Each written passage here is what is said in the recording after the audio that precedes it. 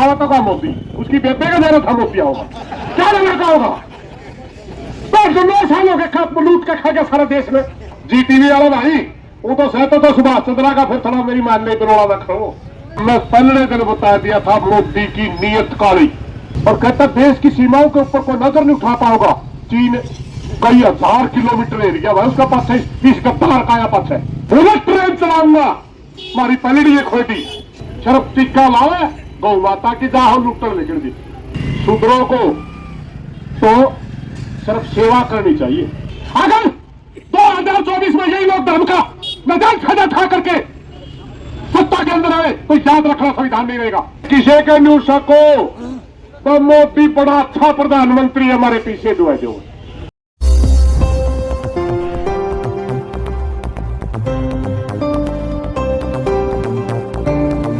साथियों, आज हमारा भारतीय किसान मजदूर यूनियन का नंबर था संयुक्त मोर्चे के आंदोलन के तहत। आंदोलन क्या है? 2022 के अंदर 72 कामों का बीमा कलोए में हिसाब चला के किसानों का रोक लिया गया। खेड़ी तहसील के अंदर जो धरना चला, जो स्पेशल सहायता के रूप में 15 करोड़ 44,79,000 रुपये मंजूर हुए, नॉन कंडीशन हुए थे भाई, कोई बात नॉन कंडीशन मंजूर हुए थे, कोई शर्त नहीं थी। और जब बांटने की बात आई तो बांटने तहत शर्त लाने शुरू कर दी। वो भी हमारी मांग, जहां भी 2 मांगों के लिए आज अपनी ड्यूटी देने आए हुए हैं, वही प्रशासन को एक बात चेताने आए हुए। लिख लो आप, 18-19 संगठन है, अलग अलग ड्यूटियां हम निभाते हैं। किसी दिन 100 होते, किसी दिन 150 होते, किसी दिन 500-400 होते। और जब अकेले इकट्ठे होंगे नहीं, उस दिन हमारी संख्या कितनी होगी? 10,000 से नीचे होनी होगी, याद रखे प्रशासन। और जिस दिन हमने, एक बात याद रखो, हम 4 तारीख को प्रदर्शन करने आए थे और डीसी साहब को चेता करके गए थे। हमारे साथी पगड़ी समाज दत्ता के साथियों ने घोषणा कर रखी थी कि 26 जनवरी को पक्का धरना लगाएंगे। और हमने डीसी से कहा था, डीसी साहब 26 जनवरी ने पहला मुआवजा देते, वरना हिसार का चुकर ट्रैक्टर नजर आएंगे। आए कि नहीं आए? अब भी मैं प्रार्थना करना चाहता हूं, और 7 तारीख 1 दिन बाकी है आपके लिए, 1 दिन बाकी है आपके लिए कल का। या तो कल तक मुआवजा दे दे, नहीं हिसार में इतने किसान आ जाएंगे तेरा बस की बात नहीं मारा संभालना है। पहली बात तो ये। दूसरी बात भाई, हमने कहा दे, आपने देखा होगा संविधान की शपथ ली, क्यों ली, उसके ऊपर भी मैं बोलना चाहूंगा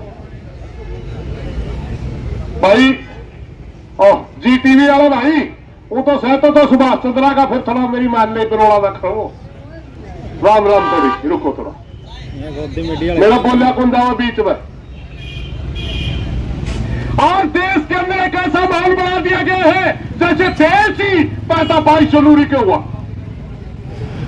जैसे देश की आजादी 22 जनवरी को मिली, जैसे देश का निर्माण 22 जनवरी को हुआ। क्यों किया? क्योंकि देश को मूर्ख बना करके धर्म के नाम पर वोट लेना चाहते हैं। 2014 के अंदर जो वादे इन्होंने किए थे, याद करिए। कहा था स्वामीनाथन आयोग की रिपोर्ट लागू करेंगे, कहा था 2 करोड़ नौजवानों को इसकी जीडीपी इतनी तेज गति से दौड़ेगी कि दुनिया के अंदर सिरमौर होंगे।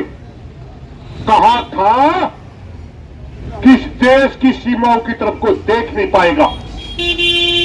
और हालात क्या हुई? जो रोजगार कर रहे थे बैठे बेरोजगार बना दिए, सेना का बुरा गति कर दी, अग्निवीर लागू कर दी, किसान दफ्तर की ठोकरें खाने पर मजबूर कर दिया। स्वामीनाथन आयोग की रिपोर्ट कहा हमारी जमीन को ही छीनने लगे। और एक आना भाई, आज भी भारतीय जनता पार्टी का प्रवक्ता बढ़कर के बड़ी बेशर्मी से कहता है कि हमें यह नहीं पता चला कि इन कानूनों में काला क्या था। हमने पहले दिन बता दिया था मोदी की नीयत काली, मोदी की सोच काली। क्योंकि सर छोटू राम ने जिस मंडी को हमारे को दिया एपीएमसी एक्ट के तहत, वो हमारे को तोल और मोल की गारंटी देती है। तोल और मोल दोनों। किसान को अगर सही मोल मिलते, किसान को अगर पूरा तोल मिलते, हमने किसी की राट नहीं होती। हमारी मंडी को ही खत्म करने लग गई और काला केट होगा मैं तो।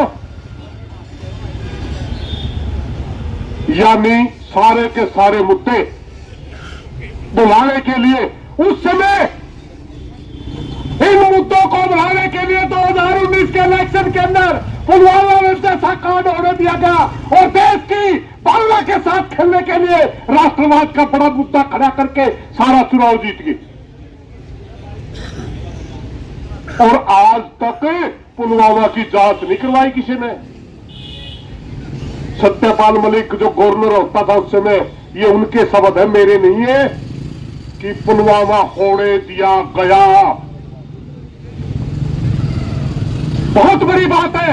हमारे 40 से ज्यादा जवान शहीद हुए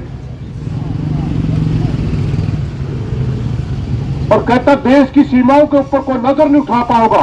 चीन कई हजार किलोमीटर एरिया है उसका पास है, इस गद्दार का या पास है कई हजार किलोमीटर चीन की सीमा। चाइना हमारी सीमा में घुस चुका है। ये तो रहा 14 का, और फिर 19 में क्या कहा था, 100 स्मार्ट सिटी बनाऊंगा। कड़ियां बड़ी हो तो भारत में बताइए, हम भी देखे होंगे स्मार्ट सिटी कड़ी हो। बुलेट ट्रेन चलाऊंगा, हमारी पलड़ी है खोटी। किसान की आय दुगुनी करूंगा, आत्महत्या दुगुनी कर दी। धर्म का सारा साथ इसलिए लिया जा रहा है कि 19 के अंदर किए गए वादों को कोई दोहराए ना। 2014 के अंदर जो इन्होंने वादे करे कोई पूछे ना, इसलिए धर्म का सहारा लिया जा रहा है। एक बात बताओ भाई, सारे भाई बैठे हैं, नू के अंदर घटना हुई, बहुत नारे लाए गए गौ रक्षा के नाम से। मैंने जब ने पूछा सीआईडी वाले साथिया पे, भाई ये जो से गौ रक्षा का नाम पर नारे लावे हैं, इनके घर में देख का यो गाय कितनी है, बाछड़ी भी नहीं पाई किसी का बाछड़ी। और एक आधा भाई तो ऐसा बात 3 पीटी तक है नहीं उनका, 3 पीटी तक सिर्फ टिक्का लावे गौ माता की जा लुट्टन निकल दी। 6 भाई मार दिए मारे, किसी भी धर्म के थे 6 भाई मरे कि नहीं मरे। धर्म के ठेकेदार पूछ के देखो उस बात है जिसका लड़का गुजरा धर्म के नारों से। पूछ के देखो उसके पिता के ऊपर क्या गुजरी होगी जो आपकी गंदी राजनीति का शिकार हुआ। और अब एक मुख्यमंत्री है असम का, कहता है शूद्रों को तो सिर्फ सेवा करनी चाहिए। मुख्यमंत्री कहता है वह संविधान की शपथ लेकर के मुख्यमंत्री बना या मनुस्मृति की शपथ लेकर बना। अगर 2024 में यही लोग धर्म का नाजायज फायदा उठा करके सत्ता के अंदर आए तो याद रखना संविधान नहीं रहेगा। साफ बता दिया एक मुख्यमंत्री ने। किस पर सुनना चाहते हो? मनुस्मृति लागू हो गई। और मनुस्मृति कौन है? जिसके अंदर ना महिला को स्थान है, ना दलित को स्थान है, ना बैकवर्ड को स्थान है। और हमारे जैसा तो जेल में ठोक देंगे तो कोई लेनी है पूछनी नहीं पाओगा।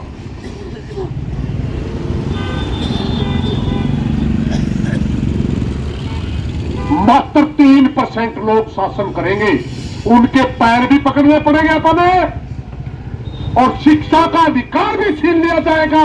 याद करो, जिस हिंदू राष्ट्र की ये बात करते हैं लोग, उस समय अगर किसी दलित को कोई वेद का एक अक्षर भी सुनाई दिया जाता था तो उसके कान के अंदर कांच पिघला के डाल दिया जाता था, कांच। वो है आपका, जिसको ये सोने की चिड़िया बताते हैं ना, बोलने की आजादी नहीं थी। क्या आप ऐसा राष्ट्र चाहते हैं? हम नहीं चाहते वैसा राष्ट्र, हम वो राष्ट्र चाहते हैं जिसके अंदर सबको जीने का अधिकार हो, सबको बोलने की आजादी हो, सबको अपने बात रखने की आजादी हो, अपने अधिकारों के लिए लड़ने की आजादी हो।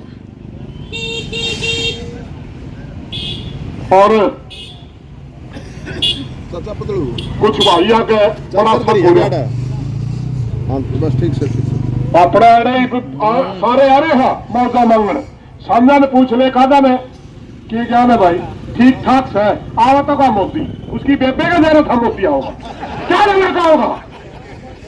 बस 9 सालों के खा लूट के खा गया सारे देश में।